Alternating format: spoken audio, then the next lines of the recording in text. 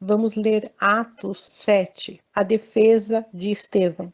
O grande sacerdote perguntou a Estevão: O que essas pessoas estão dizendo é verdade? Estevão respondeu: Irmãos e pais, escutem. O glorioso Deus apareceu ao nosso antepassado Abraão, quando este morava na região da Mesopotâmia, antes de ir morar na cidade de Harã. E Deus lhe disse: Saia da tua terra e do meio dos seus parentes e vá para uma terra que eu lhe mostrarei. Então ele saiu da Caldeia e foi morar em Harã. Depois que o pai dele morreu, Deus trouxe Abraão para esta terra onde vocês agora estão morando. E ele não deu a Abraão nem mesmo um palmo dessa terra, mas prometeu que ia lhe dar toda esta terra, e que depois ele seria dos seus descendentes. Quando Deus fez essa promessa, Abraão ainda não tinha filhos. Ele disse a Abraão: Os seus descendentes vão viver como estrangeiros em outra terra. Ali eles serão escravos e serão maltratados durante 400 anos. E Deus disse ainda: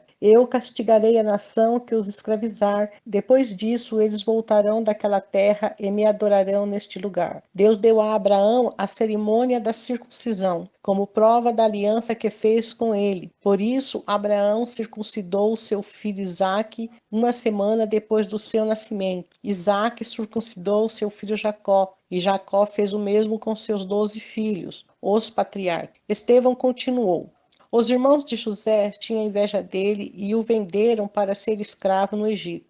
Mas Deus estava com ele e o livrou de todas suas aflições. Quando José apareceu diante de Faraó, rei do Egito, Deus lhe deu sabedoria e modos agradáveis. E Faraó o nomeou governador do Egito e do palácio do rei. Depois houve falta de alimentos e muito sofrimento no Egito e em Canaã, e os nossos antepassados não tinham mais o que comer. Mais tarde, Jacó ouviu dizer que no Egito havia trigo e mandou pela primeira vez os nossos antepassados até lá. Na verdade, José contou aos seus irmãos quem era eles, e Faraó ficou sabendo da família de José. Então José mandou buscar o seu pai Jacó e todos os seus parentes, a fim de irem para o Egito. Eram 75 pessoas ao todo. Jacó foi para o Egito, e ali ele e os nossos antepassados ficaram morando até o dia da morte deles. Depois, os corpos deles foram trazidos para Siquém e postos no túmulo que Abraão tinha comprado dos descendentes de Amor por um certo preço. Quando estava chegando o tempo de Deus cumprir o juramento que havia feito a Abraão, o nosso povo tinha aumentado muito no Egito. Então, um rei que não sabia nada a respeito de José começou a governar o Egito. Esse rei enganou e maltratou os nossos antepassados, a ponto de obrigá-los a abandonar as suas próprias criancinhas para que elas morressem. Nesse tempo nasceu Moisés, que era uma linda criança, e durante 3 meses os seus pais cuidaram dele em casa. Mas quando tiveram de abandoná-lo, a filha do rei o adotou e criou como seu próprio filho. E assim ele foi instruído em toda a ciência dos egípcios e se tornou um homem que falava e agia com autoridade. Estevão disse ainda: Quando Moisés já estava com 40 anos, resolveu ir ver sua gente, os israelitas. Ali viu um egípcio maltratando um homem do seu povo. Então defendeu o israelita e o vingou, matando o egípcio. Moisés pensava que os israelitas entenderiam que Deus ia libertá-los por meio dele, mas eles não entenderam. No dia seguinte, Moisés viu 2 israelitas brigando e tentando apartar a briga. Disse: Homens, escutem, vocês são irmãos, por que estão brigando? Mas aqueles que estavam maltratando o outro empurrou Moisés para um lado e disse: Quem pôs você como nosso chefe ou nosso juiz? Você está querendo me matar, como matou o egípcio ontem? Quando Moisés ouviu isso, fugiu do Egito e foi morar na terra de Midian. E ali nasceram 2 filhos dele. 40 anos mais tarde, quando Moisés estava no deserto, perto do Monte Sinai, um anjo apareceu a ele no meio do fogo de um espinheiro que estava queimando. Moisés ficou admirado com o que estava vendo e chegou perto para ver melhor. Então ouviu a voz do Senhor, que disse: Eu sou o Deus dos seus antepassados, o Deus de Abraão, de Isaque e de Jacó. Moisés tremia de medo e não tinha coragem de olhar. Então o Senhor disse: Tire as sandálias, pois o lugar onde você está é um lugar sagrado. Eu tenho visto como o meu povo está sendo maltratado no Egito. Tenho ouvido os gemidos dele e desci para libertá-los. Agora vou mandar você para o Egito. E Estevão continuou: Esse mesmo Moisés foi rejeitado pelo povo de Israel. Eles lhe perguntaram: Quem pôs você como nosso chefe ou juiz? Deus enviou esse Moisés como líder e libertador. Com a ajuda do anjo que apareceu no espinheiro, foi ele quem tirou os israelitas do Egito, fazendo milagres e maravilhas naquela terra, e também no Mar Vermelho e no deserto durante 40 anos. Foi esse mesmo Moisés quem disse aos israelitas: Do meio de vós, Deus escolherá e enviará para vocês um profeta, assim como ele me enviou. Foi Moisés quem esteve com os israelitas reunidos no deserto. Ele esteve lá com os nossos antepassados e com o anjo que falou com ele no Monte Sinai. E foi Moisés quem recebeu e nos entregou as mensagens vivas de Deus. Os nossos antepassados não quiseram obedecer a Moisés, mas o rejeitaram e queriam voltar para o Egito. Eles disseram a Arão: Faça para nós deuses que irão à nossa frente. Não sabemos o que aconteceu com Moisés, aquele homem que nos tirou do Egito. Então fizeram uma imagem em forma de bezerro e mataram animais para oferecer a ela como sacrifício. Depois deram uma festa em honra da imagem que eles mesmos tinham feito. Mas Deus se afastou deles e deixou que adorassem as estrelas do céu, como está escrito no livro dos profetas. Ó povo de Israel, não foi para mim que vocês mataram e ofereceram animais em sacrifício. Durante 40 anos no deserto, vocês carregaram a barraca do deus Moleque e também imagens de Raifã, o deus de vocês. Esses eram ídolos que vocês tinham feito para adorar. Por isso vou mandar vocês para além da Babilônia. No deserto, os nossos antepassados tinham consigo a tenda da presença de Deus. Essa tenda foi feita como Deus tinha mandado Moisés fazer, de acordo com o modelo que Deus lhe havia mostrado. Eles tinham recebido a tenda dos seus antepassados e a levaram quando foram com Josué e conquistaram as terras das nações que Deus expulsou de diante deles. A tenda ficou lá com eles até o tempo de Davi. Davi recebeu a aprovação de Deus e pediu licença para construir uma casa para o Deus de Jacó. Mas foi Salomão quem construiu a casa de Deus. Porém, o Altíssimo não mora em casas construídas por seres humanos, como disse o profeta. O céu é o meu trono, diz o Senhor, e a terra é o estrado onde descansam os meus pés. Que tipo de casa vocês poderiam construir para mim? Como conseguiriam construir um lugar onde eu pudesse morar? Por acaso não fui eu quem fez todas as coisas? E Estevão terminou dizendo: Como vocês são teimosos, como são duros de coração e surdos para ouvir a mensagem de Deus. Vocês sempre têm rejeitado o Espírito Santo, como os seus antepassados rejeitaram. Qual foi o profeta que os antepassados de vocês não perseguiram? Eles mataram os mensageiros de Deus, que no passado anunciaram a vinda do bom servo, e agora vocês o traíram e mataram. Vocês receberam lei por meio de anjos e não têm obedecido essa lei. Quando os membros do Conselho Superior acabaram de ouvir o que Estevão tinha dito, ficaram furiosos e rangeram os dentes contra ele. Mas Estevão, cheio do Espírito Santo, olhou firmemente para o céu e viu a glória de Deus, e viu também Jesus em pé, ao lado direito de Deus. Então disse: Olhem, eu estou vendo o céu aberto e o Filho do Homem em pé ao lado direito de Deus. Mas eles taparam os ouvidos e gritaram bem alto. Avançaram todos junto contra Estevão. Depois o jogaram para fora da cidade e o apedrejaram. E as testemunhas deixaram um moço chamado Saulo tomando conta de suas capas, enquanto eles atiravam as pedras. Estevão chamava Jesus, dizendo: Senhor Jesus, recebe o meu espírito. Depois ajoelhou-se e gritou com voz bem forte: Senhor, não condene esta gente por causa deste pecado. E depois que disse isso,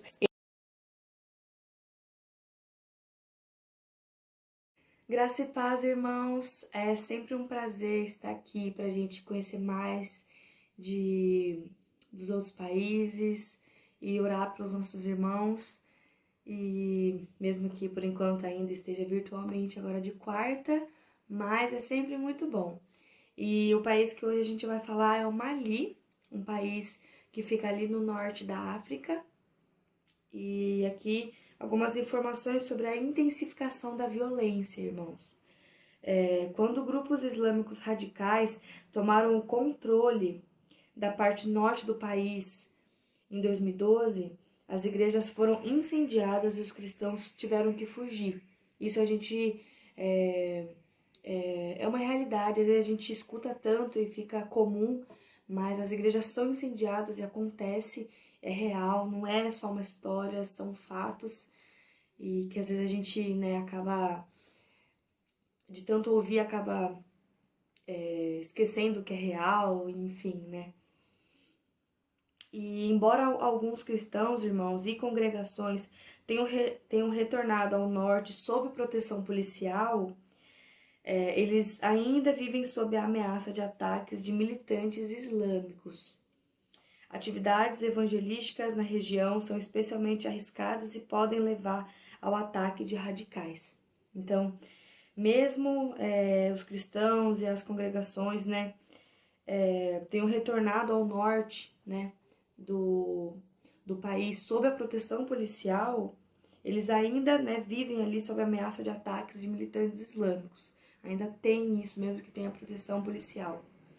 E atividades evangelísticas, né, é muito complicado, é muito arriscado, né, que pode levar ao ataque de radicais islâmicos, de grupos terroristas. E aqui alguns pedidos de oração. Irmãos, vamos orar pelos missionários cristãos que estão ali no Mali e que vivem sob constante ameaça de sequestro, irmãos. E alguns, de fato, eles já foram sequestrados por jihadistas. Jihadistas é um grupo muçulmano violento.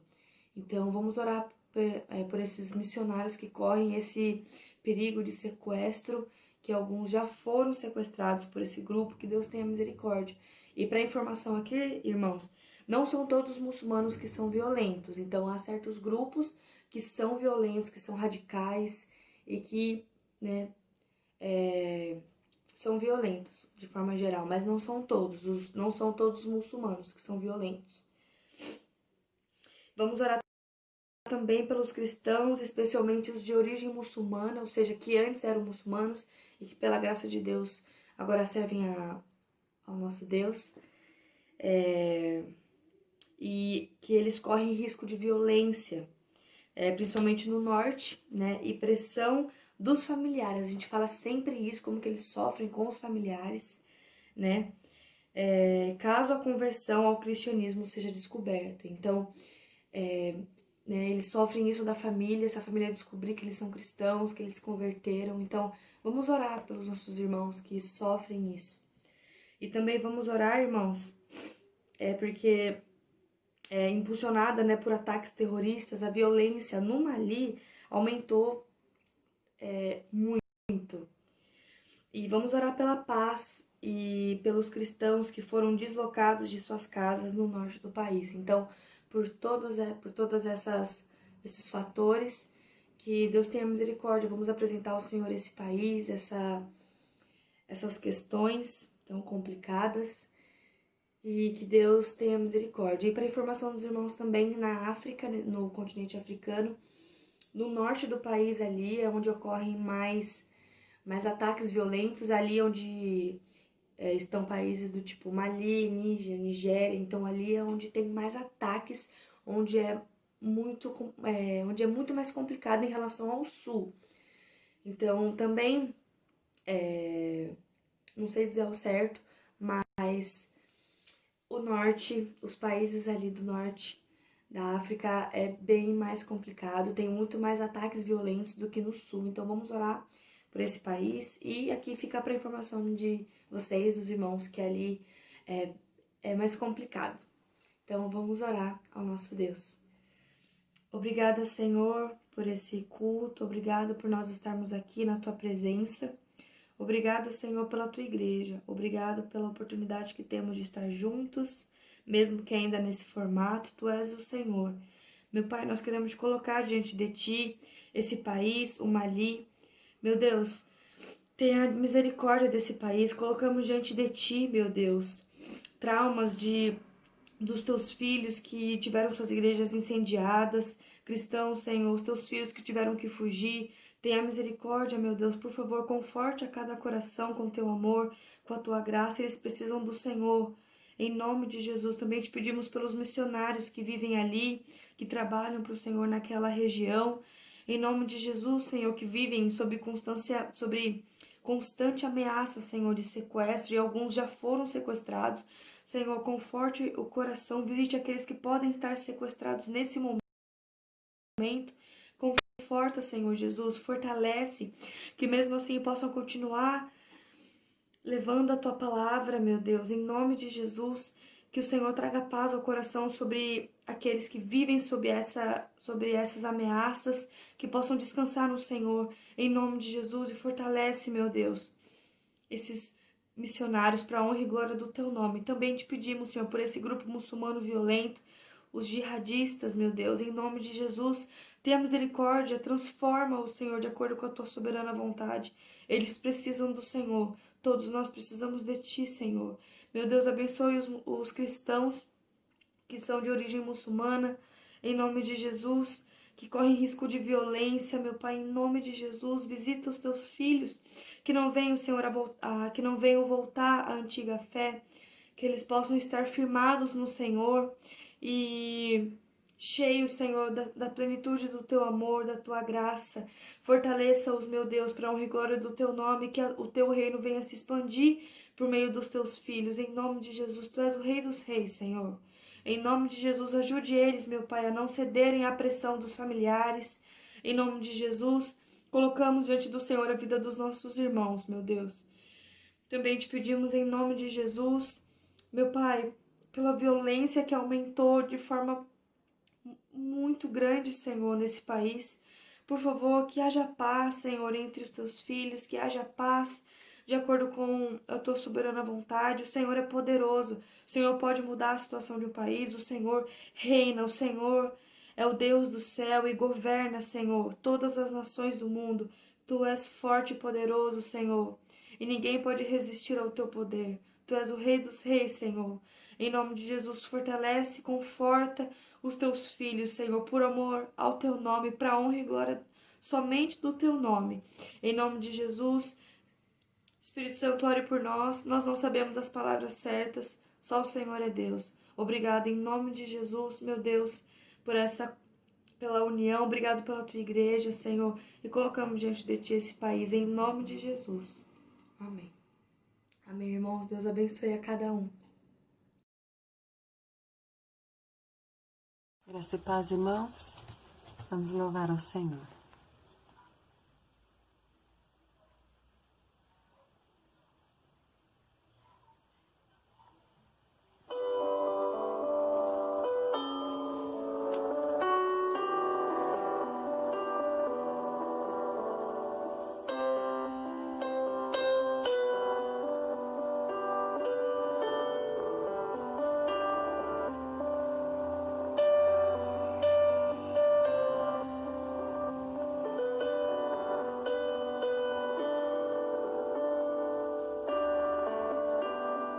Ame o Senhor teu Deus.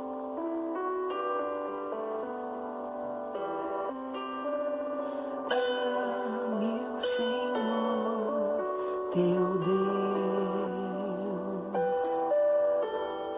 Ame o Senhor teu Deus.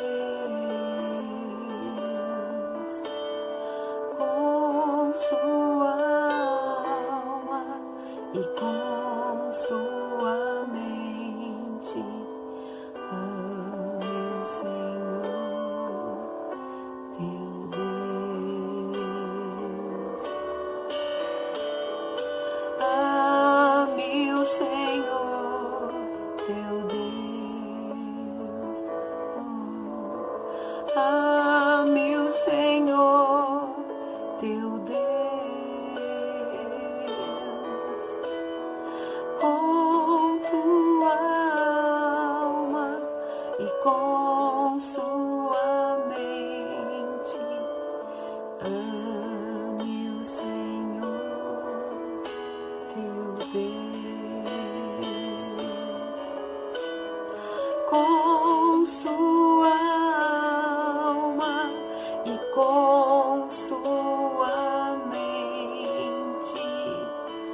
Ame o Senhor, teu Deus. Ame o Senhor, teu Deus.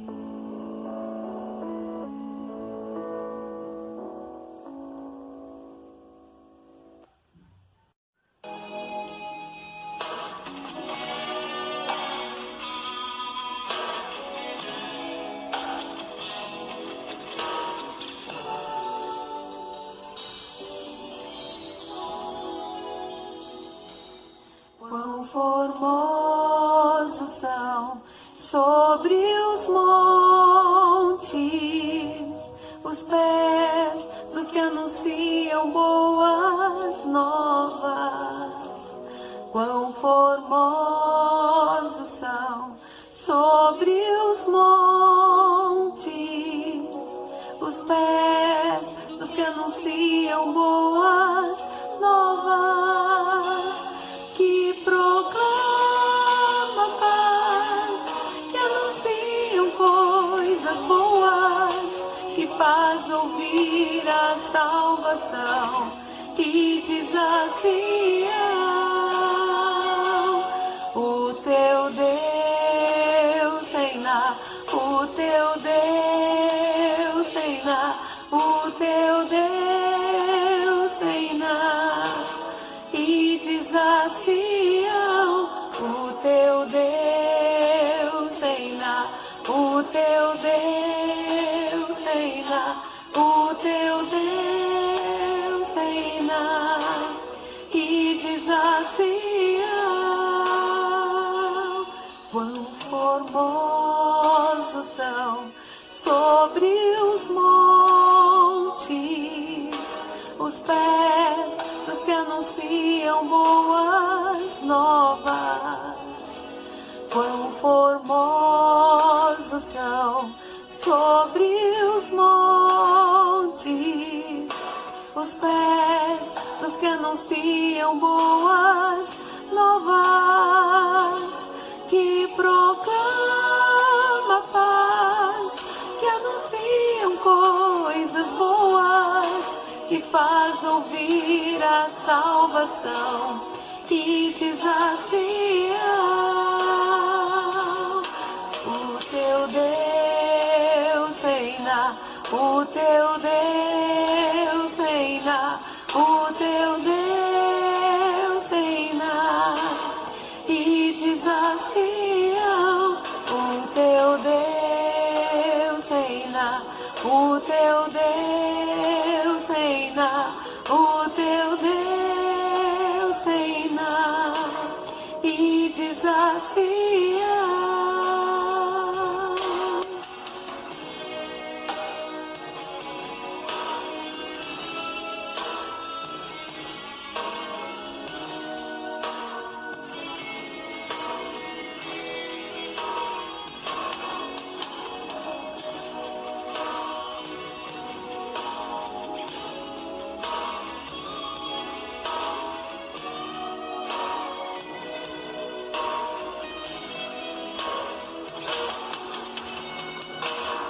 o teu Deus reina, o teu Deus reina, o teu Deus reina. E diz assim: o teu Deus reina, o teu Deus reina, o teu Deus reina. E diz assim: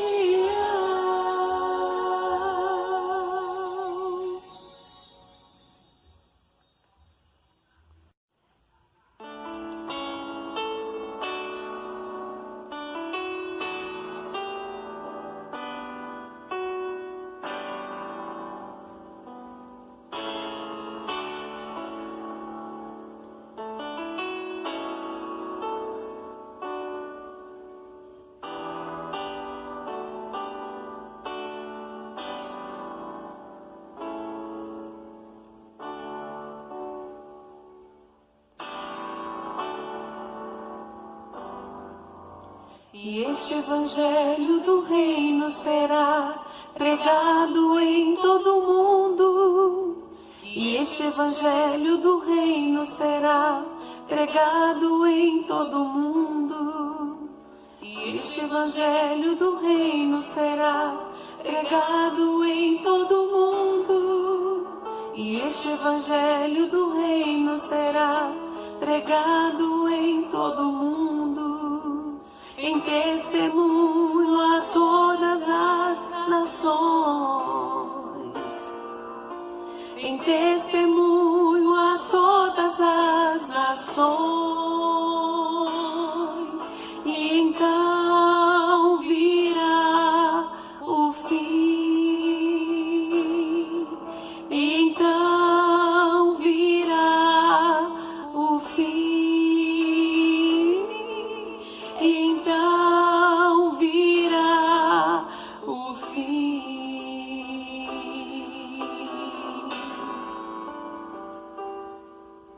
E este evangelho do reino será pregado em todo o mundo. E este evangelho do reino será pregado em todo o mundo. E este evangelho do reino será pregado em todo o mundo.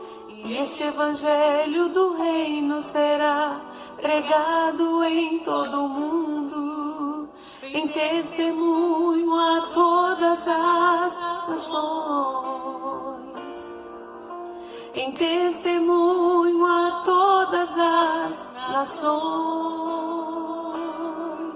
e então virá o fim, então virá o fim, então virá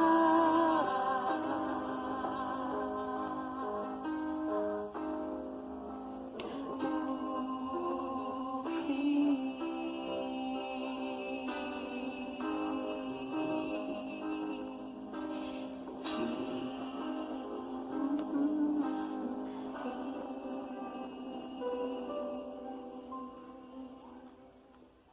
Amém.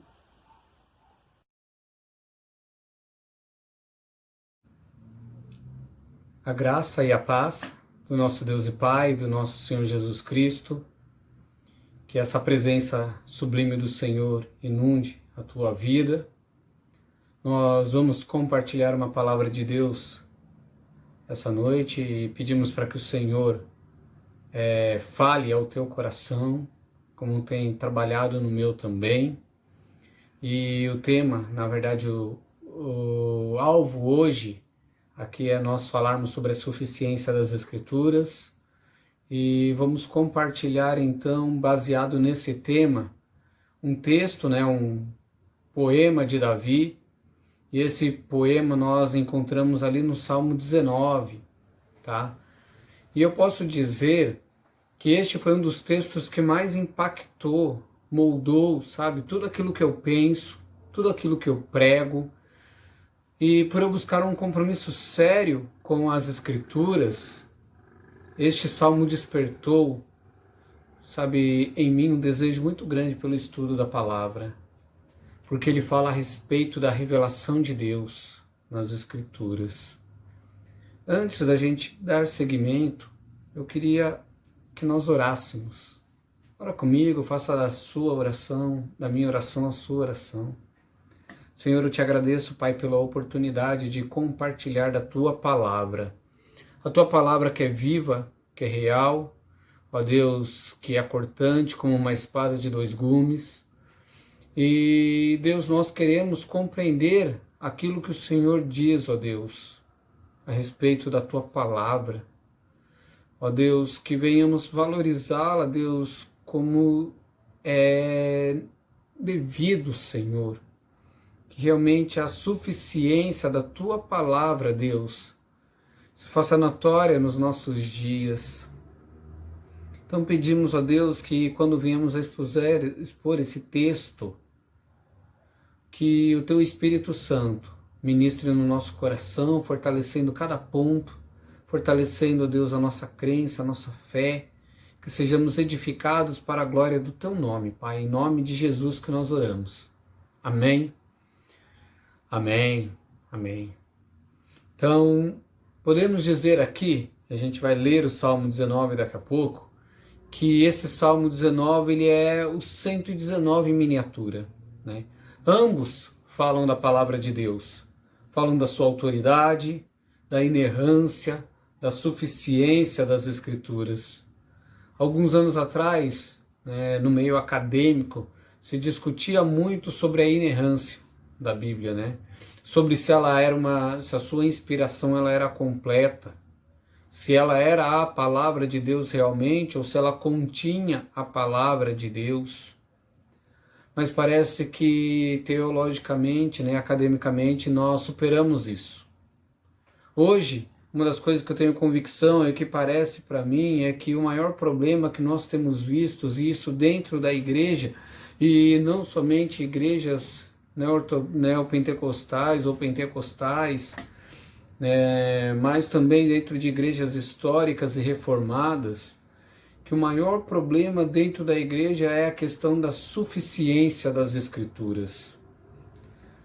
Apesar de todo o discurso, da maioria que diz que a palavra de Deus é suficiente, mas na prática, quando conversamos com as pessoas, logo percebemos que na prática ela não é bem assim.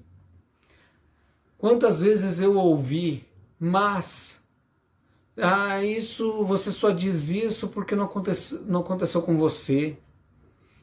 E se fosse alguém da sua família? E se isso acontecesse com seu filho? Se acontecesse com a sua esposa? Sabe, essas perguntas são tolas. Porque nós não fazemos teologia baseado nas pessoas que nós gostamos. A teologia ela é feita em cima da palavra de Deus. Se uma evidência bíblica mostra, por exemplo, que os meus pais estão perdidos, eles estão perdidos. A situação deles errada, mesmo que eu não goste disso, não muda a palavra de Deus. A palavra de Deus é a verdade eterna e ela é firmada, sabe, independente se eu goste disso ou não. Ela é firmada nos céus antes de eu nascer, antes de eu me casar, antes de eu ter filhos. Então nada na minha vida poderá mudar isso. E estamos vivendo num momento muito estranho, né? Porque procuramos dar um jeito para que essa verdade então se aplique aos nossos gostos pessoais, aos nossos sentimentos. Então, diante dos ataques à suficiência e à veracidade das Escrituras, nós temos esse texto, sabe, esse poema de Davi, breve, mas completo, o Salmo 19, ele fala a respeito disso. Vamos compartilhar esse salmo então, que diz, no tema da Bíblia está assim: a excelência da criação e da palavra de Deus, mestre de canto, Salmo de Davi. Os céus proclamam a glória de Deus, e o firmamento anunciam as obras de suas mãos. Um dia discursa para o outro dia, e uma noite revela o conhecimento a outra noite. Não há linguagem, nem palavras, e deles não se ouve nenhum som. No entanto, por toda a terra se faz ouvir a sua voz, e as suas palavras chegam até os confins da terra, até os confins do mundo. Aí pôs uma tenda para o sol, que é como um noivo que sai dos seus aposentos e se alegra como um herói e percorre o seu caminho. Princípio numa extremidade dos céus e até a outra vai o seu percurso, e nada pode se esconder do seu calor. A lei do Senhor é perfeita e restaura a alma. O testemunho do Senhor é fiel e dá sabedoria aos simples. O preceito do Senhor são retos e alegram o coração. O mandamento do Senhor é puro e ilumina os olhos. O temor do Senhor é límpido e permanece para sempre. Os juízos do Senhor são verdadeiros e todos igualmente justos. são mais desejáveis do que o ouro, mais do que muito ouro depurado, e são mais doce do que o mel, o destilar dos seus favos. Além disso, por ele se admoesta o teu servo, em guardar que há uma grande recompensa. Quem há que pode discernir as suas próprias faltas? Absolve-me das que são ocultas. Também da soberba guarda o teu servo, que ela não me domine. Então serei irrepreensível e ficarei livre da transgressão. As palavras dos meus lábios e o meditar do meu coração sejam agradáveis na tua presença, Senhor, rocha minha, redentor meu. Amém? Aqui é um hino unificado de Davi, que fala da revelação de Deus, da mente de Deus, Davi inspirado por Deus, sabe? Então, em suma, Deus é o autor e ele revela a si mesmo através desse texto. Deus, então, revela a sua glória de duas maneiras nesses versos. No primeiro, do versículo 1 até o verso 6, do verso 1 ao verso 6, ele se revela em seu mundo, ele se revela em sua criação. Depois, do versículo 7 ao versículo 14, ele se revela em sua palavra. Primeiro, ele se revela de uma forma geral na criação, na sua consciência. Segundo, ele se revela de maneira específica para nós o conhecermos, e não somente alguns atributos da criação, mas ele dá a conhecer o seu próprio coração através da sua palavra. Então, primeiro, é uma revelação não verbal, depois, uma revelação verbal, uma revelação escrita. Vemos o salmista dizendo, não há linguagem nem palavras. E depois, nós vemos uma revelação com palavras. Apesar da diferença entre a primeira parte do salmo e a segunda metade desse salmo, existe uma unicidade, é uma coisa só, é Deus se revelando. Na primeira parte, então, ele trata da revelação geral, como dizem os teólogos. Do verso 1 ao verso 6, o salmista quer que você veja Deus, e para isso ele fala da criação. É por isso que ele diz que todos os dias os céus proclamam a glória de Deus, e o firmamento anunciam as obras de suas mãos. Eles, quem? Os céus e o firmamento, falam da grandiosidade, da onipotência de Deus. Toda a criação faz isso, proclama a glória de Deus. Só que o salmista aqui, ele escolhe a macrocriação, as visíveis, sabe, é que não podem passar desapercebido por mim, desapercebido por você. Digamos que naquela época Davi ele soubesse sobre os átomos ou sobre as micropartículas. Estas coisas também, elas mostram a glória de Deus. Mas não é isso que ele escolhe. Ele escolhe a grandiosidade da criação, né? Pois todos verão, sabe?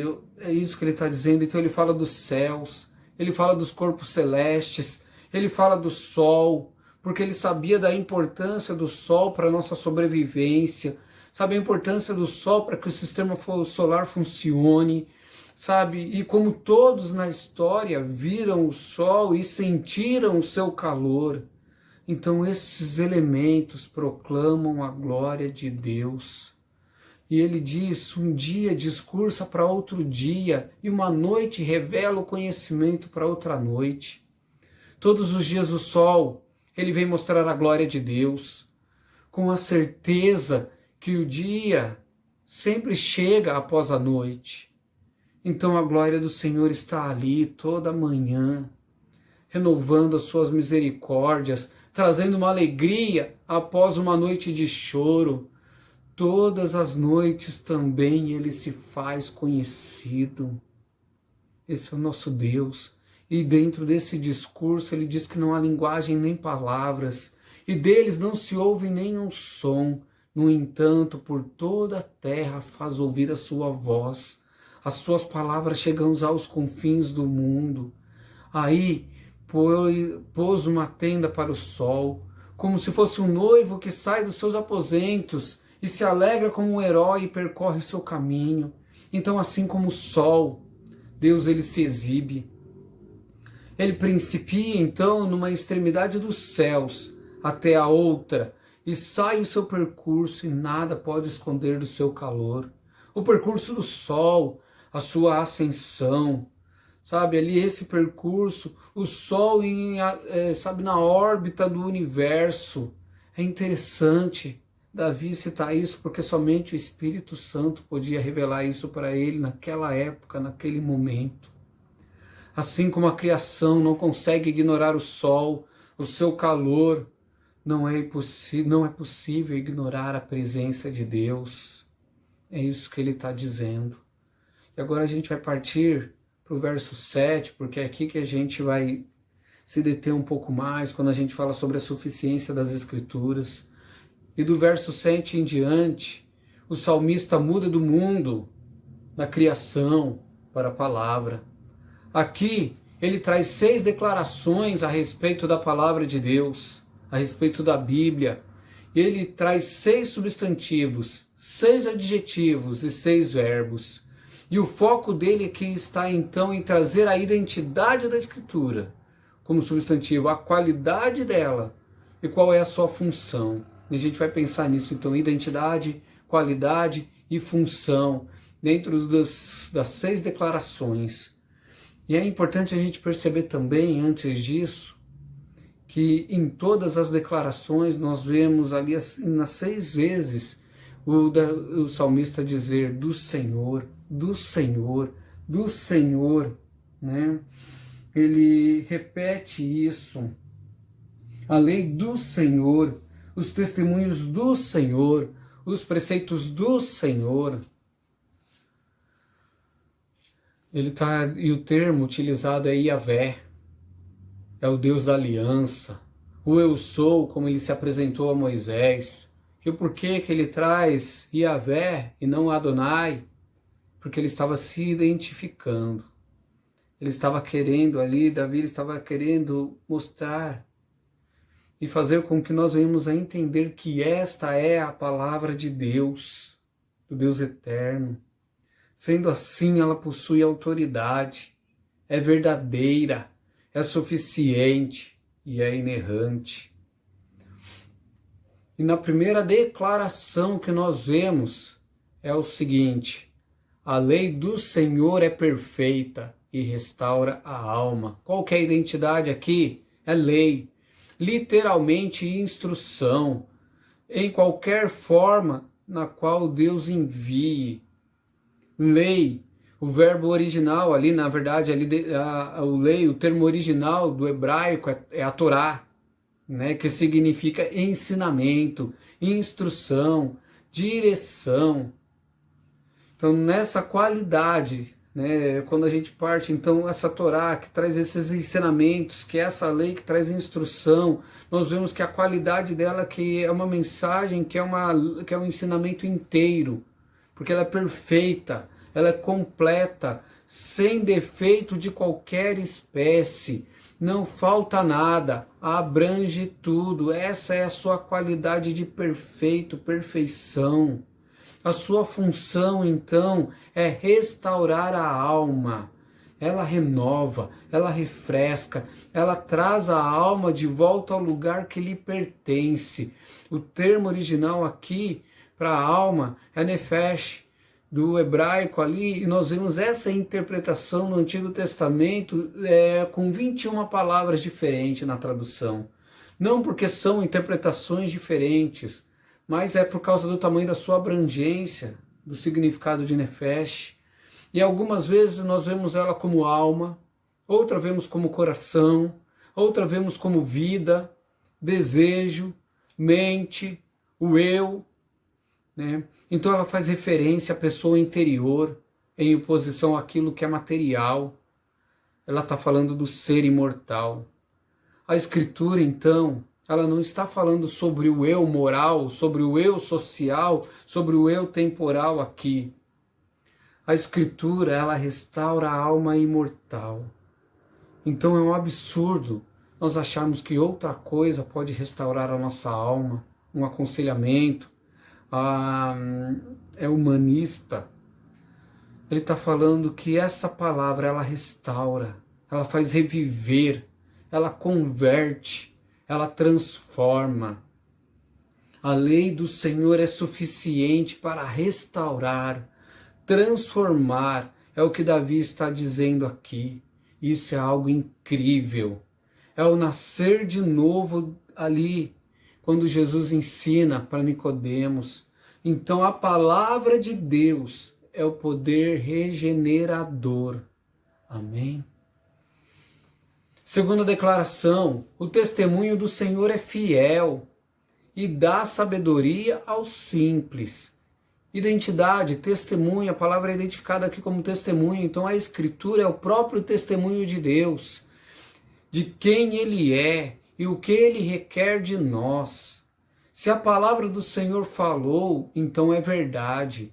Então se Ele disser que é pecado, é pecado. Se Ele diz que meu amigo, na situação que está, ele está condenado, então ele está. Essa é uma verdade bíblica. Uma vez eu vi uma reportagem, sobre uma grande biblioteca. E nessa biblioteca continha 12 milhões de livros. Eu sou apaixonado e eu fiquei encantado de ver tantos livros, mas imediatamente me veio na minha mente, nessa biblioteca, acredito ali que na verdade que tenha o livro, que não poderia não ter. E nessa biblioteca somente um livro ali contém toda a verdade. Ele pode ter um livro que abrange sobre um assunto, outro livro que complementa esse livro que abrange esse assunto. Mas o único livro que abrange todas as coisas é as Escrituras, que fala sobre o testemunho de Deus. E qual que é a qualidade, então, desse testemunho?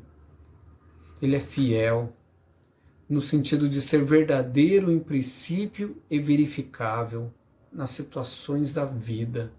Fiel do hebraico é o amém, nosso conhecido amém, que significa ser fiel, ser duradouro, ser firmemente estabelecido. Esse testemunho de Deus, ele foi firmemente estabelecido.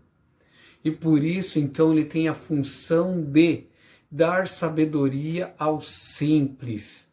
A Bíblia toda toma, aqui então o termo, como se fosse uma pessoa sem discernimento, ingênua, e faz dessa pessoa uma pessoa sábia.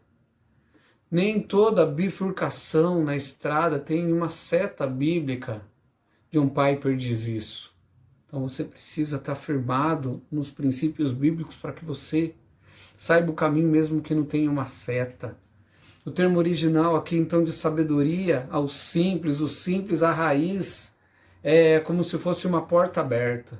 É aquilo que a gente chama de mente aberta, sem convicção, que são semelhantes a crianças cujo entendimento e o juízo ainda não amadureceu. Então a ideia é trazer convicção, entendimento, e que ele não seja mais uma mente aberta, levado por todos os ventos de doutrina. Então nós precisamos de sabedoria para tomar decisões, e ela vem das Escrituras. Aquele que está imerso na palavra de Deus está equipado para escolher sabiamente, onde nenhuma direção explícita é encontrada. Somente na palavra de Deus nós encontramos a direção. Terceira declaração: os preceitos do Senhor são retos e alegram o coração. Identidade, preceitos, regras, regulamentos, diretrizes para viver. E nós vemos isso no Salmo 119 de forma grandiosa, já que esse é a miniatura do Salmo 119, o Salmo 19, como a gente já disse. Então identidade, preceitos, que traz regras, regulamento, diretrizes para que nós vivamos diante do Senhor. E esses preceitos do Senhor, dentro da sua qualidade, eles são retos, nunca são errados. Sempre se pode confiar neles para fornecer a verdade e a precisão. Então a qualidade dele é ser reto, desses preceitos. E qual é a função, então, desses preceitos do Senhor retos? Alegrar o coração. Se seu coração precisa de alegria, mergulhe-se na palavra do Senhor. Estude a palavra de Deus. Estas coisas foram escritas para que a vossa alegria seja completa. Disse ali, está escrito no livro de João, olha, por que eu escrevi essas coisas? Para que a vossa alegria seja completa. Então, eu tenho tremenda alegria em estudar as Escrituras. Ela é a porção da minha vida. Eu amo essa palavra e eu posso dizer que ela alegra o meu coração. Bem-aventurado o homem que medita nesta palavra. Salmo 1. Como é feliz. Quarta declaração. O mandamento do Senhor é puro e ilumina os olhos. O mandamento do Senhor é puro e ilumina os olhos. Todas essas identidades que a gente está falando dentro dessas declarações é a respeito da palavra de Deus, é a respeito da Escritura, é a respeito da Bíblia. Não é que todos eles são como se fossem uma palavra diferente da palavra de Deus, não. É como a palavra de Deus é como um diamante, sabe, com os seus cortes, e cada vez que você vira, tem um brilho baseado naquele corte. Então, hora ou outra, você olha para a palavra de Deus, você vê ela como um preceito, você vê ela como um mandamento, você vê ele como um testemunho, você vê ele como uma lei, e todas elas são identidades, identificam a palavra de Deus, identificam ali a qualidade dessa palavra, ou o que ela é reta, ela é pura, é digna de confiança. E agora aqui no quarto, nós vemos que a palavra de Deus o mandamento do Senhor é puro e ilumina os olhos. Identidade, mandamento, é aquilo que nós temos como faça ou não faça, mas também traz a ideia de apontar, traz a ideia de ordem, onde Deus deu uma ordem, é o faça e o não faça, tá? E qual a qualidade desse mandamento? Ele é puro, ou seja, como diz na NVI, radiante, desprovido de pecado, desprovido de malícia ou de influência corrupta, assim é o mandamento de Deus. E qual é a sua função? Iluminar os olhos, alumiar os olhos, ou seja, ele traz entendimento para que possamos ver, para que possamos conviver e viver nesse mundo escuro, sabe? Ele nos mostra o que fazer. Já ouvi uma vez, sabe, que eu não alcançava isso aqui no ministério, determinado grupo de jovens, porque eu era muito doutrinário, né? O meu padrão era elevado demais ali, né? Até meu estilo de vida. Então, eles preferiam seguir aqueles que levavam tudo na brincadeira, né? Que levavam tudo numa boa e que davam risada até dos pecados que eles cometiam, que corrige, mas de forma brincalhona, né? E quando eu olho para isso daqui, o decreto de Deus, ele é obrigatório e não opcional. Quantas vezes Jesus ele disse para os fariseus, vocês não leram? Ou seja, os fariseus eles liam a palavra de Deus, mas não praticavam. Eles sabiam o que deviam fazer e não faziam. Então Jesus perguntava para eles, por acaso vocês não leram o que está escrito? Então essa palavra não muda. Ter a mente de Cristo, sabe, nos faz pensar então a respeito das Escrituras e amá-las para que possamos viver e ensinar a outros. E muitas vezes as pessoas dizem que se nós fôssemos como cristãos, ou se os cristãos fossem mais parecidos com Cristo, né, o mundo seria diferente, eles aceitariam o cristianismo. Esse é o argumento de muitas pessoas. Se o cristão fosse mais parecido com Jesus, aí eu aceitaria o cristianismo. Mas isso não é verdade. Cristo foi crucificado dentro da identidade dele. Então, se nós fôssemos mais parecidos com Cristo, provavelmente também teríamos morrido, morreríamos também. Jesus disse que assim como o odiaram, também nós seríamos odiados. Essa é uma verdade na palavra de Deus. Porque a palavra dele traz um choque com a cultura e com tudo aquilo que as pessoas têm prazer. Então a quarta declaração é você pegar esse faça do não faça do Senhor, ou seja, o mandamento do Senhor, e entender que ele é puro, e ele ilumina os olhos, ou seja, ele te faz ver o padrão de Deus, e querer conviver ou viver influenciado por esse padrão. Quinta declaração, o temor do Senhor é límpido e permanece para sempre. Identidade, temor do Senhor. Uma referência ao temor que a Bíblia produz em nós. Temor. O temor do Senhor deve ser ensinado. Sabe? É a instrução da sabedoria. O temor do Senhor é a adoração. A palavra de Deus, então, é um manual para a adoração. Aquele que teme a Deus também, então, respeitará e observará os seus preceitos. A qualidade, então, desse temor do Senhor, ele é límpido, limpo, tanto em termos como na sua essência. Limpo, puro, livre de erro. Qual que é a função, então? Identidade, temor do Senhor, qualidade, limpo, e a sua função é que ela permanece para sempre. Seu poder e propósito nunca terminam. Podemos sempre confiar que a palavra de Deus fará a sua obra. A palavra de Deus não muda como as estações ou como as modas. As pessoas gostam de novidade. E uma vez em um debate sociológico sobre a Bíblia, e o homossexualismo, o feminismo, o casamento, eu vi pastores dizendo que a Bíblia era antiquada, socialmente falando, pois alguns ensinos eram somente para aquela época, para a época dos escritores.